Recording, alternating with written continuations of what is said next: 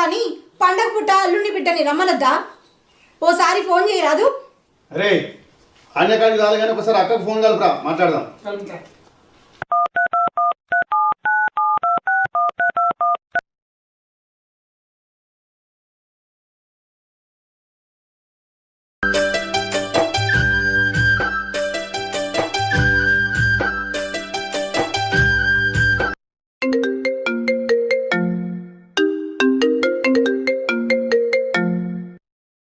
Hello hello అమ్మ హరిత, బాగున్నావారా బంగారం? మేము బాగానే ఉన్నాం నాన్న. అమ్మకి ఇట్లా మంచిగా ఉన్నదా? అమ్మకేమైంది, మంచిగానే ఉన్నది.